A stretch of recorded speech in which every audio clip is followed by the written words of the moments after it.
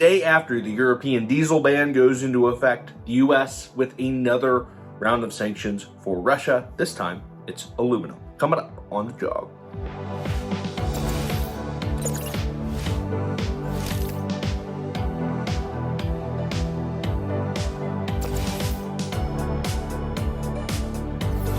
Hi folks, Alex Klingelhoeffer here, Exencial Wealth Advisors. It is 8:57 here in the middle part of the country on Monday. It is February 6th, 2023. Here's your morning jog around the economic headlines of the world. Let's talk about new sanctions package on the table. According to Bloomberg, 200% tariff on Russian aluminum.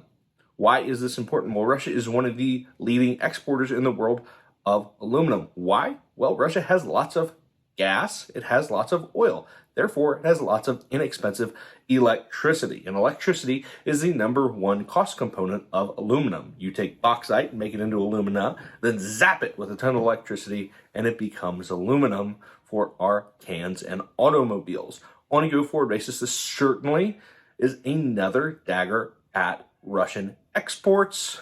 200% is a huge tariff. It seeks to make their aluminum exports uncompetitive, just like the European price cap / ban on Russian diesel has tried to make the same for petroleum products. It went into effect Sunday. So far, not seeing a tremendous rejuggling of trade flows. We have seen tanker rates come up slightly in the east. However, there was a lot of stocking up of fuels before this ban. In fact, unlike the crude ban, which went into effect in December, which a lot of folks front-run, basically no one front-ran this diesel import. They imported a bunch before February 5th of Russian diesel, but no one started resupplying from other areas. In fact, up until functionally yesterday, Russian ships and vessels of European origin that were going to European ports were still loading in Russia and going to Europe. Fast forward 2 weeks from now, that's no longer an option, right? These ships have to be unloaded. Let's see what happens in this market, because no one established new trade routes before the ban. So they have to sort of make it up as they go along. Could cause some hilarious dislocations and trips. Our thought has been for almost a year that the crude goes to India, goes to China, comes back as squeaky clean diesel to Europe and other places. This will help ship owners, and ultimately, it's hurting Russia, which is the point of the sanction, and not disrupting the market. Sometimes the governments get it right.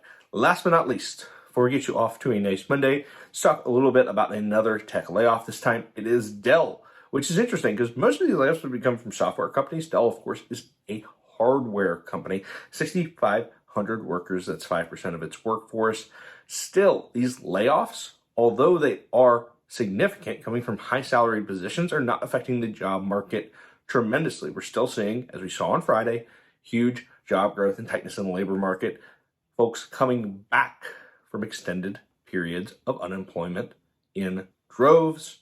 As long as more people work than don't see these stories as being a huge impact on the economy. If we want some additional info throughout the week, feel free to find me on the internet. I'm out there. Until then, you and your family have a tremendous rest of your Monday. I'm out.